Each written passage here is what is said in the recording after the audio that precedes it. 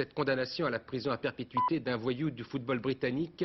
Cela s'est passé à Londres, je vous le disais dès hier soir. Le jeune homme était accusé, entre autres, d'avoir grièvement blessé le tenancier d'un pub au soir d'un match qui opposait le club de Chelsea à Manchester United. Les Anglais sont divisés sur cette condamnation qui est très sévère et de toute façon qui est exemplaire. Or, il y avait un match cet après-midi à Chelsea. Notre correspondant à Londres, Alain Cancès, est donc allé voir ce qui se passait dans les tribunes. Voici son reportage. Rien passé cet après-midi, ni sur le stade de Chelsea, ni aux alentours.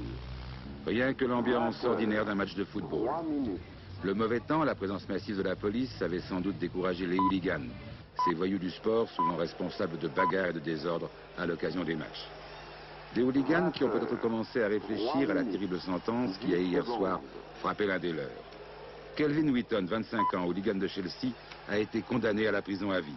Un de ses amis a 8 ans. En décembre dernier, Kelvin Wheaton et son gang avaient sauvagement attaqué le barman de ce pub, lui tailladant longuement le visage à l'aide de verres brisés, sans point de suture et des cicatrices à vie. Un des membres du gang avait aussi arraché à coups de dents une partie de l'oreille d'un passant. Le juge Argyll a justifié sa terrible sentence. Ce sont, a-t-il dit, des hommes comme Kelvin Wheaton qui font passer aux yeux du monde toute une génération de Britanniques pour des brutes violentes, dangereuses et antisportives. Mon fils est un bouc émissaire, a déclaré la mère de Kelvin Wheaton en quittant le tribunal. Mais la presse britannique, l'opinion publique, les hommes politiques approuvent la sévérité du juge. Sans doute, Kelvin Wheaton a-t-il payé pour tous les autres et pour la honte qu'éprouve la grande majorité des Britanniques devant ces images ou au souvenir de la tragédie du Hazel. Et répondent les commentateurs, il vaut mieux frapper fort si on veut essayer de remettre de l'ordre. Pourtant, ce soir aux alentours du stade, les amateurs de football étaient encore sans illusion.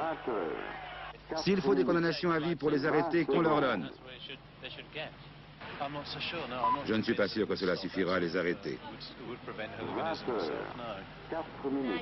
Ça ne va pas arranger les choses, au contraire, surtout par ici. Au fait, cet après-midi, Chelsea a gagné par 4-2 contre Nottingham Forest.